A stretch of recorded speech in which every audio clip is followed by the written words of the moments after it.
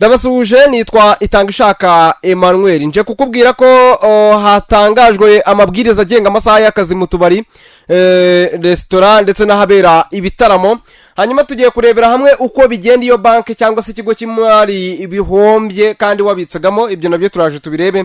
Hanyuma kandi ndakubwira ko icyiciro cy'ingabo zirenga 500 za SADC cyatashye kinyuze mu Rwanda. Icare rero utera agatebe ubundi twumva amakuru. Yicono yitwa Irya Kabagari, kandi subscribe ubundi tubane neza. Urwego rw'igihugu rushinzwe iterambere RDB ku bufatanye n'umujyi wa Kigali, polisi y'u Rwanda ndetse n'abandi bafatanya bikorwa rwasohoye itangazo rigaragaza amabwiriza mashya agenga imikorere y'ubucuruzi bwo kwakira abantu n'imyidagaduro mu rwego rwo gukaza ishyirwa mu bikorwa ry'amategeko arebana n'umutekano rusange, urusaku ndetse no kurengera abaturage. Iri tangazo rero ryasohotse kuri uyu wa gatanu tariki ya 27 Kamena 2025 nyuma y'inama yahuje impande zitandukanye. Ryibutsa ko aya mabwiriza ashingiye ku itegeko nomero 12 rya 2014 ryo kwa 19 Gicurasi 2014 rigenga ubukerarugendo ndetse n'ibyemezo by'inama y'abaminisitiri yo ku ya mbere Kanama 2023 bijyanye no kugenzura urusaku rw'ijoro.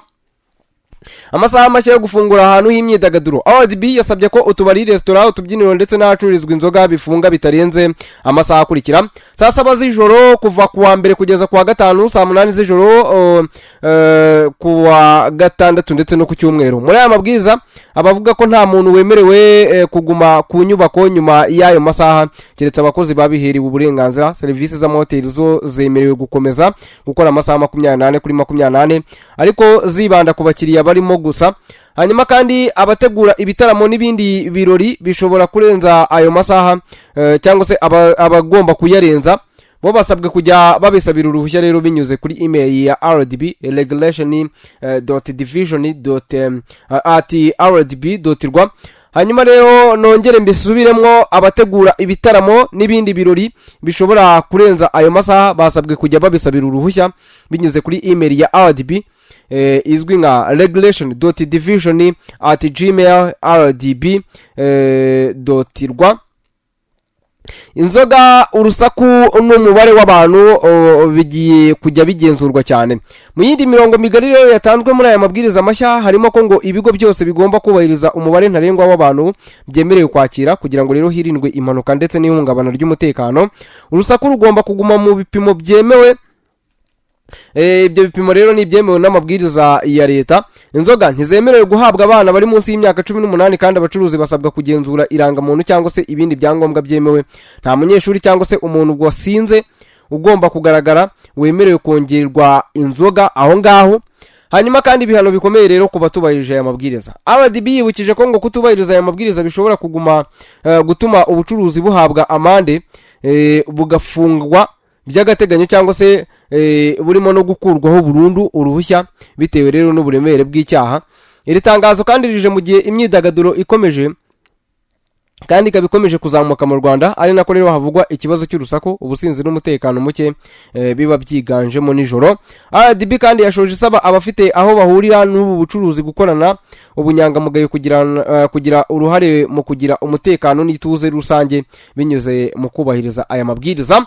Hanyuma rero reka tuve kuri ingingo ahubwo mite nkubwira ko ambasaderi w'u Rwanda mu muryango w'abibumbye Martin Nguga yagaragaje ko ngo rwiteze impinduka mu mikorere y'ubutumwa bw'amahoro bwawo muri Repubulika Iharanira Demokarasi ya Kongo MONUSCO nyuma yaho riri impande zombi zigiranye amasezerano y'amahoro kuri uyu wa 27 Kamena 2025. Nkuko bigaragara muri aya masezerano yasinyiwe rero muri Leta Zunze Ubumwe za Amerika, u Rwanda na SADC byemeranyije gufasha MONUSCO no gushyigikira ibikorwa byayo byo kubungabunga umutekano w'abasivile. Ibi bihugu rero kandi byemeye kubahiriza uburenganzira bwa MONUSCO bwo gukorera mu bice bitandukanye ndetse no gufata ingamba zose zikwiye bigamije kubungabunga umutekano w'abari muri ubu butumwa mu burasirazuba bwa Kongo. Ambasaderi Ngoga ku wa 27 Kamena yabwiye akanama ka Loni gashinzwe umutekano ko mu gihe u Rwanda rwabonaga ko umutekano w'abaturage barwo ushobora guhungabanywa n'umutwe w'iterabwoba wa FDLR ukorera mu burasirazuba bwa Kongo, ngo rwashyizeho ingamba z'ubwirinzi. Ashimangira ko rero ngo rubifitiye uburenganzira. hanyuma aravuga ngo ingamba z'ubwirinzi zijyanye n'ikibazo kizwi neza n'aka kanama rero FDLR umutwe ukomoka ku ngabo zakoze jenoside yakorewe abatutsi mu 1994 ukomeje umugambi wawo wa jenoside ndetse n'ingengabitekerezo. Yarasobanuye ko ngo bitewe nuko FDLR ari ikibazo ku mahoro n'umutekano w'u Rwanda n'amahanga kuva muri 2003 kugeza 2025, kanama karoni gashinzwe umutekano katoye imyanzuro 20 isaba ko isenywa ariko ntibyubahirizwa. Ati yose rero yagaragazaga ko FDLR ari ikibazo ku mahoro kandi rwose yasabaga MONUSCO kugikemura. Ambasaderi Nguga yibukije akanama karoni ko ngo aho kugira ngo MONUSCO isenye FDLR nk'uko yabisabwe kenshi ngo yahisemo kujya ahubwo yibasira cyangwa se isebya uruhande rwose rwisabye kubahiriza ibiri mu myanzuro. Yasabye MONUSCO rero gusubira ku murongo muzima byihuse igashyira imbere inshingano ifite zo kurinda abasivile mu buryo butabogamye, ikagira uruhare rwubaka mu gushyigikira ibiganiro, ikanahagarika kwenyegeza imvugo zisubiza inyuma icyizere mu gihe cy'ibiganiro. Ati turahamagarira MONUSCO kugabanya amagambo ndetse no kwibasira mu ruhame, ahubwo ikita ku gufatanya ndetse no gushyigikira ibikorwa bya diplomasi biri mu nzira bitarahama ariko bifite icyizere. Aboneraho ko hari icyizere ko MONUSCO izahindura imikorere nyuma yaho muri uku kwezi umuyobozi mukuru wayo Bintu Keita atangira kuganira n'abayobozi b'ihuriro FCM 23 rigenzura umujyi wa Goma mu buryo bw'ubaka. Aravuga ati ibiganiro bya Keita ni intambwe yubaka ijya mbere, igaragaza rero iby'u Rwanda rumaze igihe kinini rusaba. Ibiganiro rero bitaziguye bishyira imbere ubwumvikane bikanakemura byeruye ibibazo. MONUSCO ishobora gutanga umusaruro gusa mu gihe yabungabunga rero icyizere ifitiwe n'impande zose, kandi ibikorwa byayo bikwiye kwibanda ku gushyigikira gahunda zose zigamije amahoro. Ambasaderi Ngoga yanashimangiye u Rwanda ko rwizera ko ibiganiro ari igisubizo cya politike gishobora gufasha akarere ka Afurika y'ibiyaga bigari kubona amahoro, nuko yavuze. Hanyuma rero mu yandi makuru twihuta cyane, icyiciro cya nyuma cy'ingabo 576 za SADC zari zimaze umwaka urenga mu butumwa muri Repubulika Iharanira Demokarasi ya Kongo zatashye zinyuze mu Rwanda. Icyiciro cya mbere rero cyavuye mu burasirazuba ku wa 29 Mata 2025, cyari kigizwe n'imodoka 13 zirimo ibikoresho bya gisirikare n'abasirikare 57 babiherekeje. Icyiciro cya nyuma cy'abasirikare ba SADC cyahagurutse Rubavu ku mupaka w'u Rwanda, cyahagurutse rero mu gitondo cyo kuri uyu wa gatandatu ku isaha ishyira saa 3 tariki ya 28 Kamena 2025. Kigizwe n'imodoka rero zitwaye abasirikare, kuri inshuro imodoka 15 nizo zagaragaye zitwaye aba basirikare. Hanyuma rero nanone twihuta cyane tugana mu mahanga, ariko turaza guhita tugarukaho gake. Abana 100 bitabiriye umuhango wo gusezera bwa nyuma abasirikare bakuru ba Iran n'abandi bahanga muri siyanse n'abasivile bishwe mu bitero bya Israeli mu byumweru bishize. Mu bantu rero bagaragaye muri icyo gikorwa harimo umujyanama w'umuyobozi w'ikirenga wa Iran Ali Shamkhani. Byari byavuzwe ko ngo yishwe mu bitero bya Israeli kuko yatunguranye mu murwa mukuru wa Tehran. Abantu benshi rero bateraniye hamwe bafite amabendera n'udutambaro twanditseho ubutumwa buhe cyubahiro abantu bari barimo abasirikare bakomeye n'abashakashatsi mu bya nucleaire bishwe muri iyi ntambara yamaze iminsi 12. Hari n'abantu bari bitwaje amafoto rero ya Ayatollah Ali Khamenei, umuyobozi w'ikirenga wa Iran, baririmba indirimbo za magana Amerika na Israel. Perezida Masudi Pezeshkian yagaragaye rero ari mu mbaga y'abantu ari kumwe n'abashinzwe umutekano. Mu basirikare bishwe ba Iran harimo na Major General Hussein Salami ndetse na General Muhammad Bagheri. Hanyuma rero twagarutse kuri cya kintu cyacu cy'amabanki. Ni iki wibaza kuri banki? Wigeze wibaza rero ku mutekano w'amafaranga yawe igihe banki cyangwa se ikigo cy'imari iciriritse ubitsamo amafaranga yawe byaba bihombye? Ukibaza utese naba mpombye burundu nta garuriro?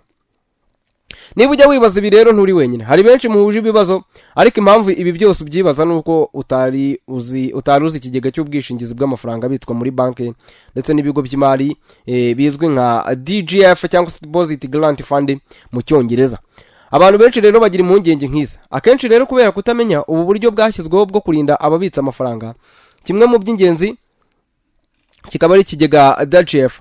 Banki nkuru y'u Rwanda BNR igira uruhare rero rukomeye mu kugenzura urwego rw'imari binyuze mu igenzura rikomeye hamwe n'amategeko atuma urwego rw'imari rukura rugakomera ndetse rukagira ubudahangarwa. BNR ikora uko ishoboye kose kugira ngo banki n'ibigo by'imari bigumane ubudahangarwa ndetse inarinde inyungu z'ababitsamo amafaranga yabo. Nubwo bimeze bityo ariko byagaragaye ko mu Rwanda ndetse no ku isi hose nta rwego na rumwe rukumira burundu ibyo byago. Bivuze ko ngo nubwo habaho ingamba bishobora kugera hagati banki cyangwa se ikigo cy'imari kigahomba kigafunga imiryango. Ibi rero byatumye u Rwanda rufata icyemezo cyo gushinga DGF nk'urwego rw'umutekano rugamije kurinda ababitsa mu gihe banki cyangwa se ikigo cy'imari iciriritse cyaba gihombye. Byagiye bigenda guterera ahandi. Ingamba zo kurinda ubudahangarwa cyangwa se kudahungabana k'urwego rw'imari ni igisubizo ku ihungabana ry'imari ryabayeho bigateza ingaruka nyinshi, harimo n'igabanyuka rero ry'icyizere ababitsa bagirira urwego rw'imari. Urugero rumwe rukomeye cyane ni icyorezo cy'ubukungu mu mwaka w'1930 kizwi nka Great Depression, cyangije ubukungu bw'isi yose kandi gitera ibigo byinshi by'imari gufungwa. Nyuma y'ibi byago rero by'ababitsa amafaranga byagaragaye neza cyane, bituma Leta Zunze Ubumwe za Amerika zishyiraho ikigo cy'ubwishingizi bw'amafaranga buzwi nka FDIC, Federal Deposit Insurance Corporation, mu mwaka w'1933. Iyi gahunda rero yatekerejwe igamije kongera icyizere mu mikorere y'urwego rw'imari ndetse no gukumira